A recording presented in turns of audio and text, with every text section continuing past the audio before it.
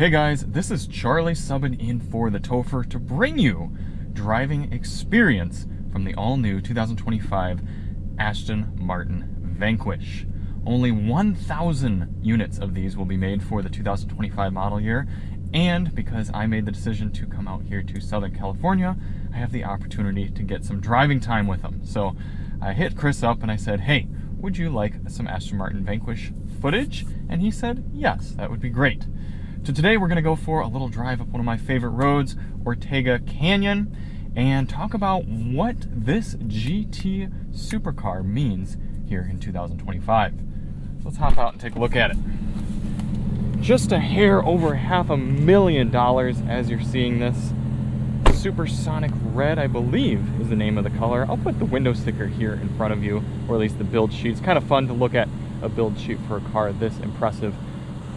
It is, in some aspects, drop dead gorgeous, and in other angles, such as directly head-on at this grille, a bit awkward looking. I mean, this is a giant mug. You can't get around that, but beauty is certainly in the eye of the beholder, and the proportions, you cannot argue with this car. Just absolutely perfect front engine, although technically mid-engine, because the engine does sit below or behind the front axle, as we'll see here in a moment, but that sort of front engine, rear wheel drive, sports car styling that is just so timeless.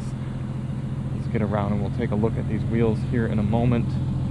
And we come back and hear the exhaust note of this twin turbocharged V12 engine, giving us 824 horsepower and 738 pound-feet of torque.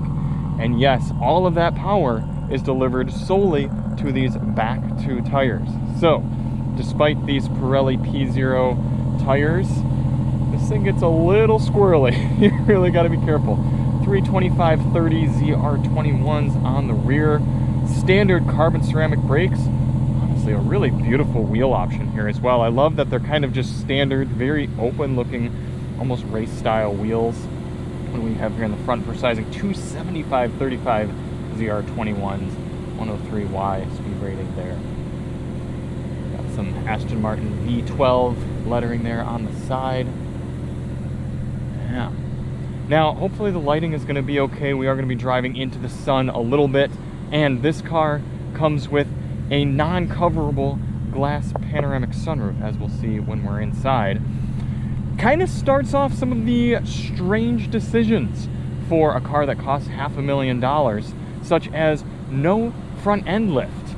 So you're paying all this, you're getting this remarkably low car, and there's pretty much no way around it. You are scraping when you come into parking lots, driveways.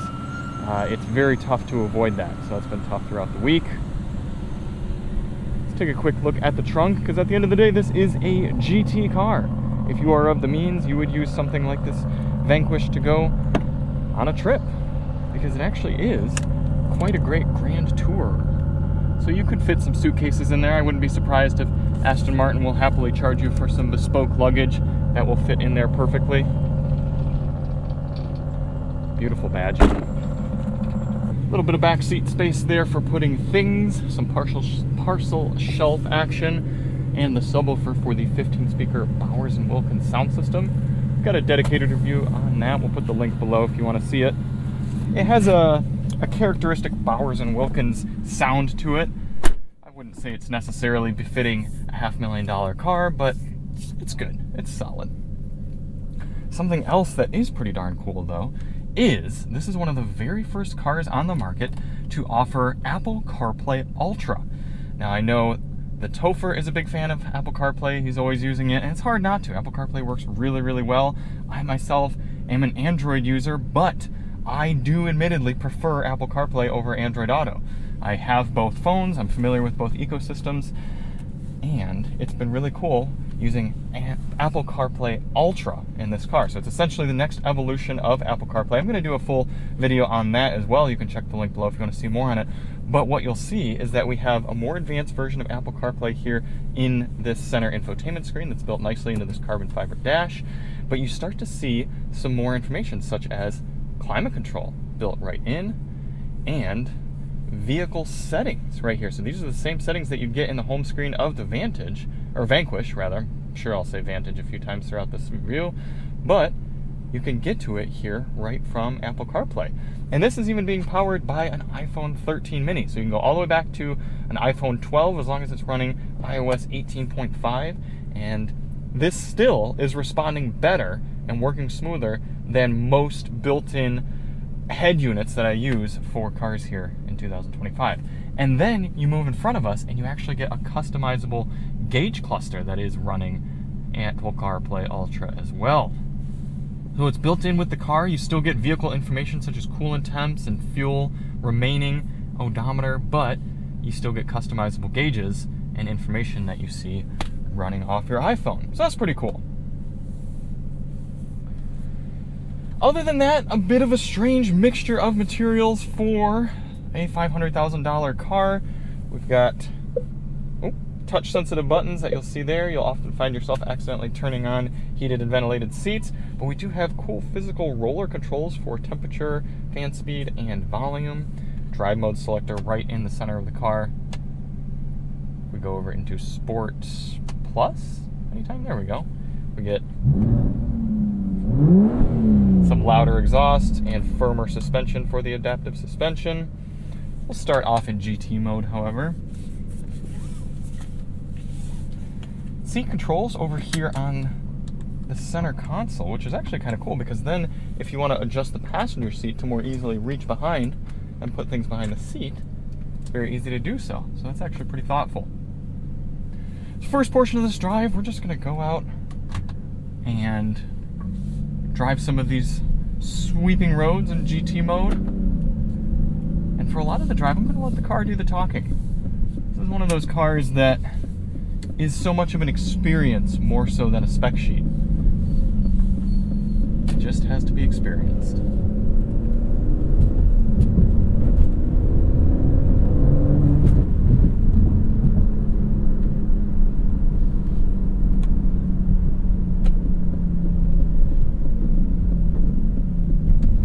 Lest you worry about wasting fuel in your twin turbocharged V12, it's got engine stop start.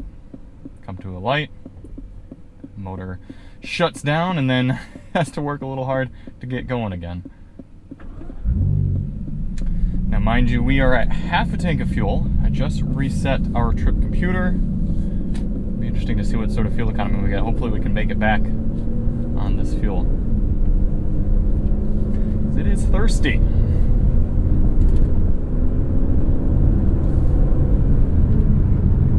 One of my first observations driving the Vanquish was, this is one of the most terrifying cars I have driven in the last few years. The thing is, with so many German and Japanese cars that make big time horsepower, is they're calculated, they're predictable. They either have all-wheel drive or such advanced tuning and technology that, yeah, the car might go 0 to 60 in under 3 seconds, but anyone can put their foot down and make it happen. I remember we were in the Mercedes AMG GT63S, the 4-door with the 4-liter V8, and that car was crazy quick. And I had my mother do a launch control in that car. I mean, it was so easy. Put your left foot down, put your right foot down, and go. And the car was an absolute animal, but very, very easy and predictable. This car, not so much. Between this and that Jaguar F-Type, the one that we had for the DM Rally, the brown one, and you've seen the TOFR review quite a few F-Types at this point. The British cars still have a way of being borderline terrifying. And even in that Jaguar that was all-wheel drive, having a degree of unpredictability that I love. I really, really do. I don't want to be in a missile. I want to be in an animal. Something that, okay, I got to work for. I have to be ready when I put my foot down. And that is absolutely the case with this Vanquish. And I'm just now realizing that I entirely forgot to show you all the hand-built engine underneath this hood. So I'm going to pull back over here when we have a good chance, and we'll take a look at it. Here we go, GT mode. fairly docile. I mean, the power is there, absolutely, but the adaptive suspension stays calm. But it does bring me to the next observation I had with this car. It holds its speed and masks its speed scary well.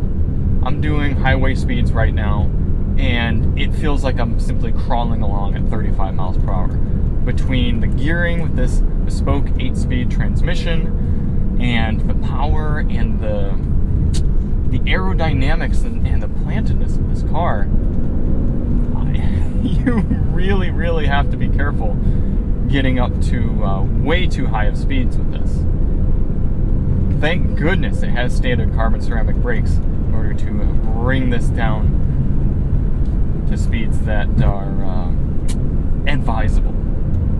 The drive modes in the Vanquish are really well calibrated, and that might sound strange to you at first. You might think, okay, of course, what car are they not calibrated well in? But certain vehicles, sport mode, you're like, okay, all it does is make the accelerator more responsive, and I can just put my foot down a little bit more in normal mode and be fine. But GT mode, very calm in this car, very smooth, very easy driving. Sport mode wakens everything up a little bit, but it doesn't turn it up to 11. That's what Sport Plus mode does. That's where the suspension gets really firm, the exhaust gets even louder, and the car gets hardcore. So sport mode is actually great for a section like this where the road's a little rough. We're just kind of, we want to hear the engine, just want to have a little bit of extra grunt right there coming out of the corners. Now, being, again, very British, you have to reach way over here onto the right side to release the hood. Taking a look at these giant front rotors, again, carbon ceramics, doing their darndest to slow this thing down. And popping open the carbon fiber hood. Whoa. There it is. The hand-built in Great Britain by Luke Wensley, very loud V12 twin turbo engine. Most of the noise coming from the air conditioning right now. Alright, let's see if we can catch this break in traffic. Open this thing up a little bit.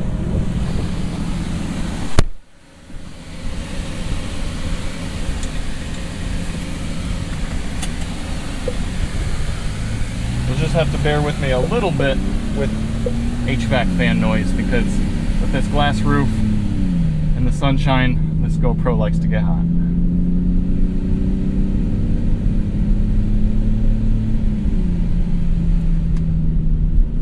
Let's try Sport Plus. Some manual shifting.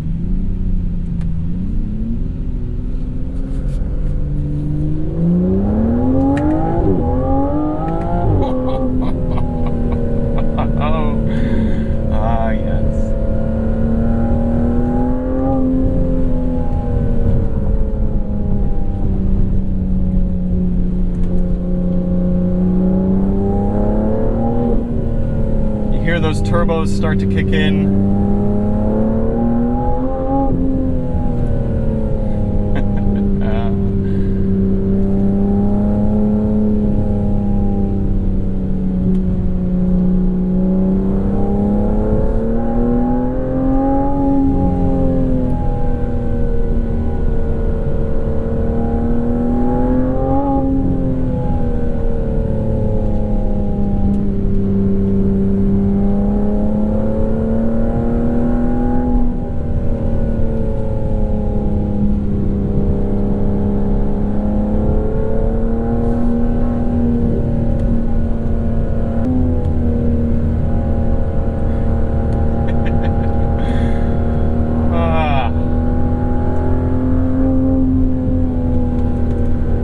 Rotation is actually really impressive.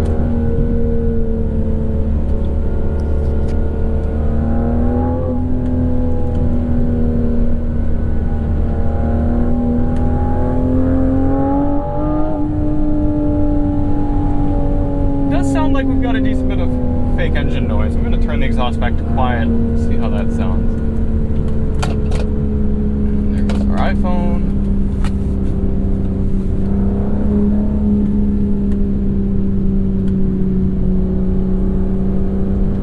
Plus definitely has us bouncing around too, so I think I'm gonna dial the suspension back. Can we do medium? Yeah, let's try medium.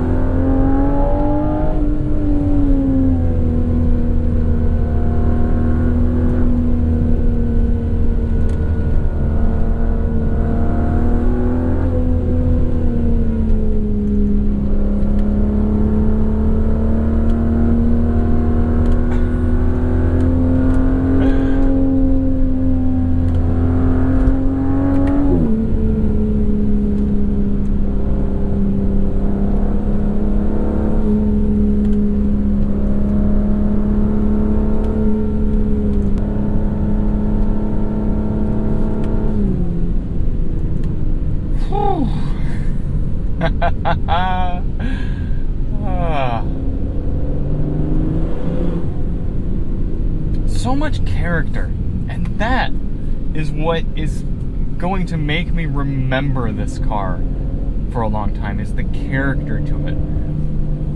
It's unique. It's unique in the way it looks, it's unique in the way it feels, it's unique in the way it drives. And I'm so happy that Aston Martin still has that, because especially in this day and age of electric vehicles, but even just turbocharged and computer-aided vehicles, especially from a lot of the German manufacturers, yes, they're a hoot holler and a half to drive, but they're forgettable.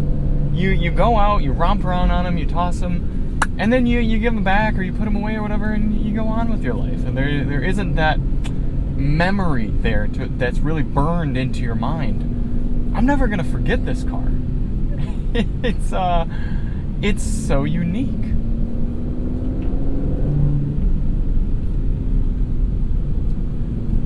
Substitute Topher and I often like to joke that cars often are better if they're worse. And that's so well illustrated with this Vanquish. There are absolutely parts of this car that have frustrated me throughout the week. And the driving experience, like I said, is not easy. It's not perfect. It's not precise. But that is what makes this car worth the money. And that's what makes it better than so many of the other cars that I've driven that are capable of speeds and performance like this.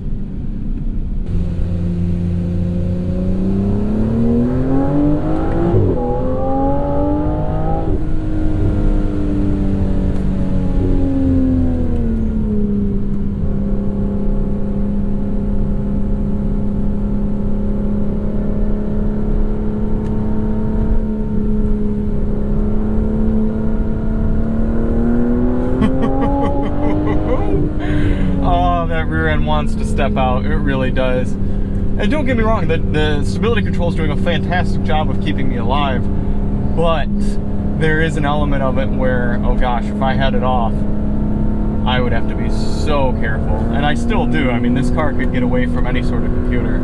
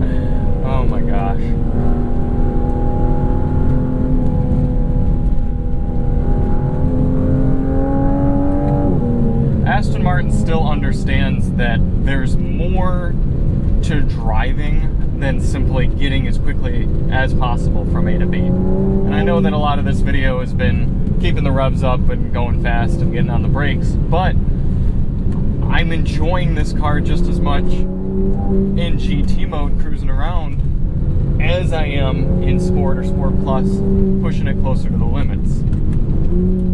It's a driving experience. And Aston Martin still delivers on that. It's so cool.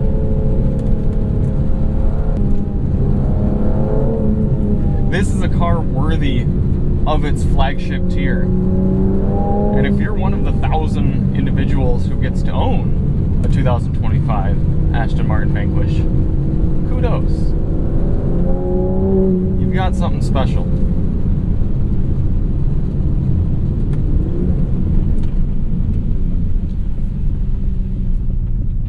And we're going to try to find an entry point here that doesn't scrape our front end.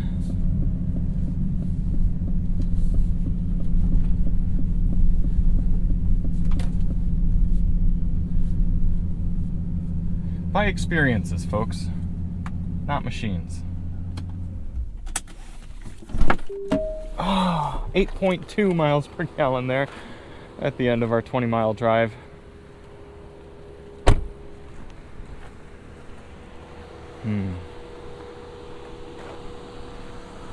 So thanks for coming along on that drive with us, folks. Look at that. What a beautiful car. What a unique experience. I am happy with it. So thanks for watching, everybody. We'll catch you on the next one.